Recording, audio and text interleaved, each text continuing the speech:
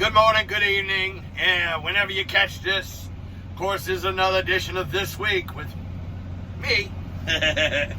Let's get back into. Let's go ahead and get into this. I'm going to do this kind of quick. Three major things I want to talk about. We will talk about. I just want to make sure I get all of this. The top thing I want to talk about is the death of four-time governor here in Louisiana, Edwin Edwards. I tell you what, he was a legend among legends. Not only he was the only one that served 4 years, was out for a term because of term limits, came back and served 2 more. I want to talk about, everybody's talking about his legacy. Well, I'm going to talk about a legacy that has something to do with sports, which also lines up with the fact that it's also the reason why the Saints are still playing in New Orleans, and you can count on that. The connection between he and Tom Benson, and another stick that I'll get into the other part of that when I get into that. But something came up yesterday, and I'm going to talk about that, and I'll get to that. But the Diocese of Baton Rouge, Louisiana, deciding they're going to do something different from even what the public schools are doing, and we'll get into that. Also, the NBA Finals tied up at 2 apiece.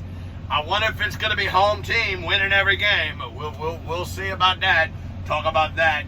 Also, Bayou State Sports Saturday. We got a return date. I'll get into that in a minute. I want to get into this Baton Rouge Diocese stuff first.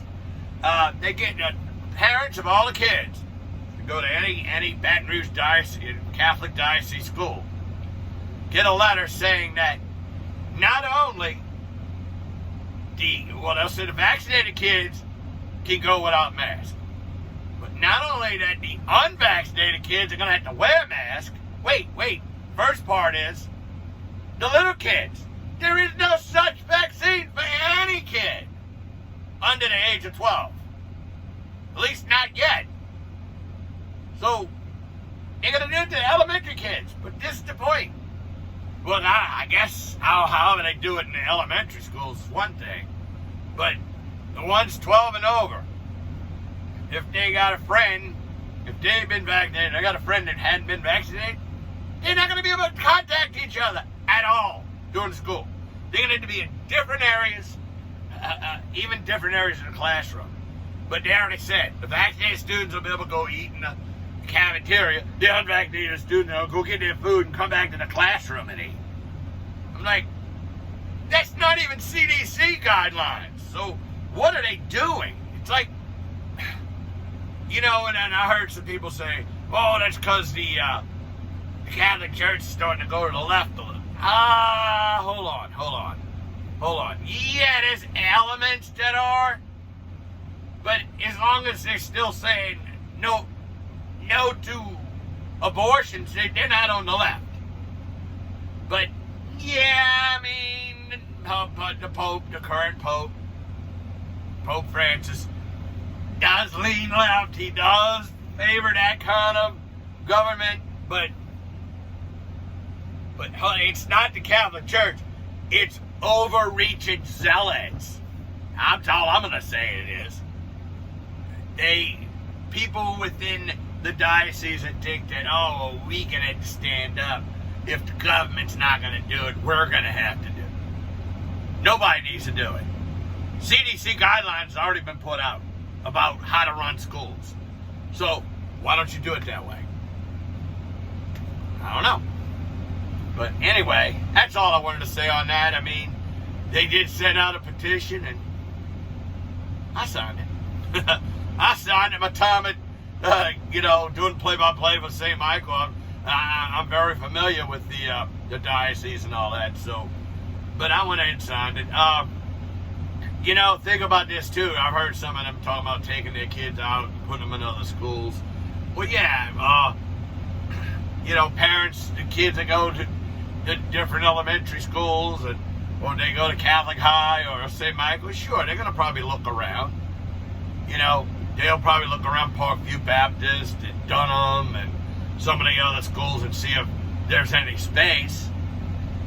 But, yeah, more likely you take your kids out of private schools now, they probably got to go to public school. You're probably not going to have anything there. And it looked like somebody, oh, it's my hand. In my hand. All right. But anyway, let's move on from that. Edwin Edwards. He was a colorful guy. And I actually got to talk to him at a fundraiser once. I'm going to tell you right now, and I got to talk to him one-on-one. Just Joe Citizen. I wasn't in any kind of media at the time. That was probably the most colorful 5 minutes I had with a person. Ever.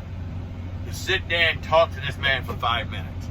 He literally gave me 5 minutes. And he did. I mean, you had politicians coming up, tapping him on the shoulder. He'd be like, hold on. He literally held him off. I really enjoyed that. I really enjoyed that. I was happy with that. And, you know, it was a good talk. The connection he had with Tom Benson, and what I was going to tell you too, he died on the morning of which would have been Tom Benson's 94th birthday. Isn't that a kind of coincidental? Yeah, it would have been Tom Benson's birthday. And he died on that day. But the connection is this. We're going to turn back the clock. When the original owner of the Saints, John Meekum Jr., was trying to sell the Saints. He was trying to sell them. And originally he was talking to the Norman Pritzker family, in his family, Norman Pritzker and family. The Pritzker family owned the Hyatt Regency chain at the time. And they may still do, I don't know. I was Hyatt affiliated with somebody, I don't remember. Might be because you know how they conglomerated like radio conglomerated. So, but back then the Pritzker family actually owned the Hyatt chain. And obviously they had the Hyatt Regency Hotel right there next to the Superdome. So the Pritzkers were going to go ahead and lead the team in New Orleans. Obviously a Chicago family, but you already had the Bears, so they wasn't going to move the Saints there too. The last time they had two teams was when the Cardinals were there. It's those Chicago Cardinals. Which, yeah, that team's been hop. But anyway, yeah, now they're in Arizona, but I don't know what happened, but the deal had fallen through. And so John Meekum gets in touch with a group out of Jacksonville, Florida. Thank God that didn't happen. This Jaguars a flop over there. But I think it has more to do with not the fans in Jacksonville. That has more to do with the ownership and management of that team. They made some boneheaded moves over the years, if I say so myself.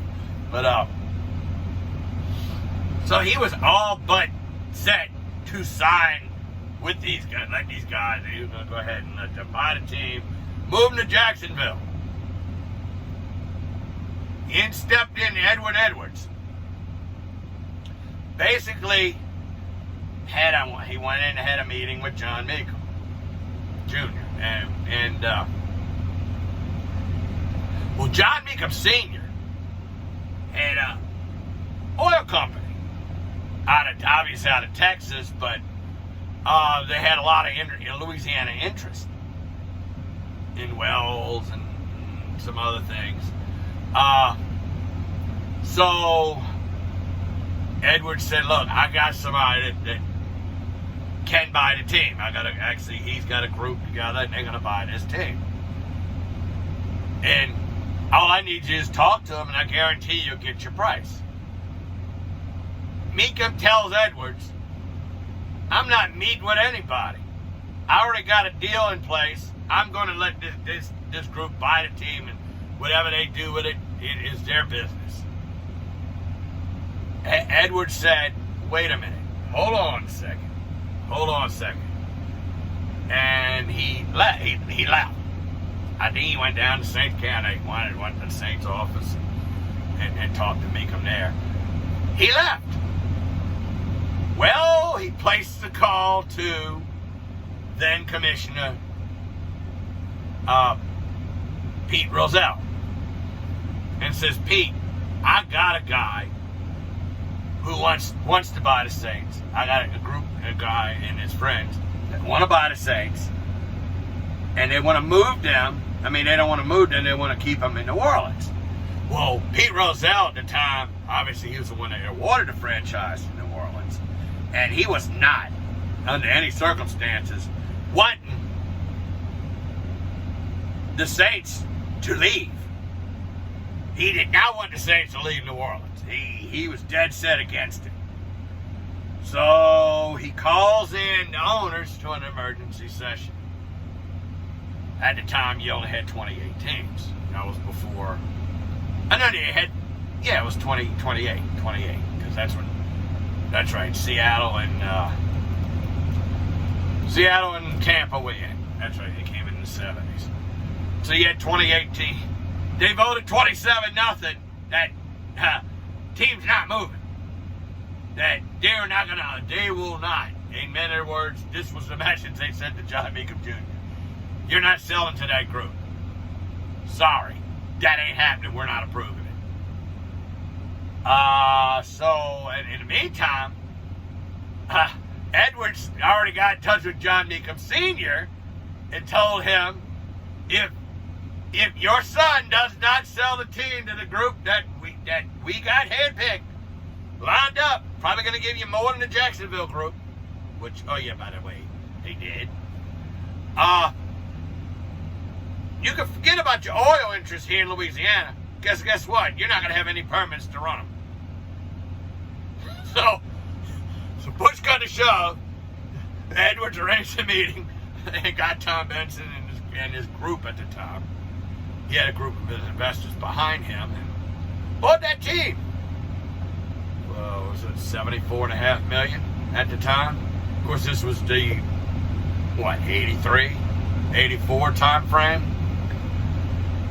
That team is worth a lot more than $74 million today. Lot more. Lot more. Okay, so, yeah, moral of the story is, that's what kind of governor Edwin Edwards was. Yes, he was crooked. Yes, he got caught. It took 3 times, not 4, 3 times. He had 3 trials. First 2 trials, they couldn't get anything. They finally had the goods on him, got him in that 3rd trial, and he did serve time in federal prison. But did his time, came out, and was productive. He got into real estate with his wife Trina, and ain't doing well. And I think Trina and his son will continue that business. Yeah, they will continue that business on. So I mean, he did well coming after he got out of prison, and I mean, lived into his 90s. So I mean, colorful guy. Yeah, he was crook, but he was at least the best. I think the best governor of my lifetime. Because he may have been crooked, and he may have told people, yes, I'm a crook, but you know what, you got to catch me. But as far as governing Louisiana, he did really well. Yeah, it's going to go a little late. The NBA Finals. It looked like after the first 2 games, I was like, oh man, Phoenix is gonna probably run away with this. You know, we figured, a lot of people thought that they were going to win 1 game. And a lot of people thought it would be game 3. All right. Game 4 was last night. And Milwaukee was able to hold off the Suns, so now the series is tied at 2 apiece. Is it going to go 7? I don't know. Is Phoenix going to refine what they did in the first 2 games in the next one? Hopefully. For their sake, I hope so.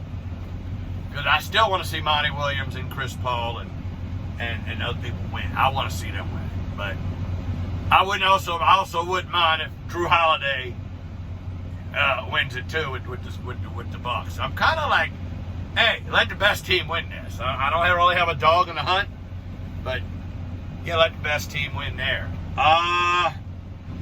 All right, last thing I need to say, Bayou State Sports Saturday. We are going to be back on July 30th. The end of the month, Saturday, July 30th. And then we're going to open it up. When we do, where we do it is going to determine on something. We found out the Saints practice schedule coming up. And in the very first practice on Saturday morning, July 30th, or is going to be open to the public, but it's limited to people. They make, it's free, but they make you get tickets. So they limit the amount of people that go in there. And man, I hope we can get some tickets. If we get some tickets, we're going down to New Orleans. The thing is, it starts at 9:30 in the morning, so we're probably going to have to, if we go to New Orleans, we're probably going to have to take it and put it we might just show 7 to 9 and then go over to the camp. The place where I'd like to do it, I don't want to announce anything yet, because if the one place falls through, I got my fallback.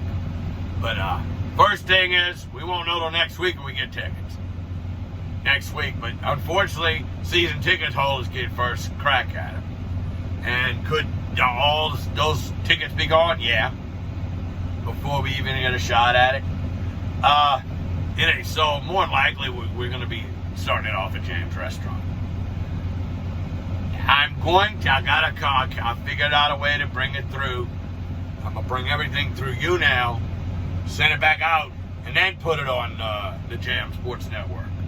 So, because they couldn't hear, or the people on you now couldn't hear the guest. So we couldn't figure out a way to get that done. So I figured out a 2-computer method that I can do this. But it has to primarily go through you now, which we will, quite a few have it. So that's good. So it's going to be primarily through you now, but it will be obviously on the Jam Sports Network. I had a way to tie it back in, then send it to the network feed. So, all right, so we're going to do that. And, well, that's it for this one. It went a little long, but God willing, I'll talk to y'all again in a little while. Bye.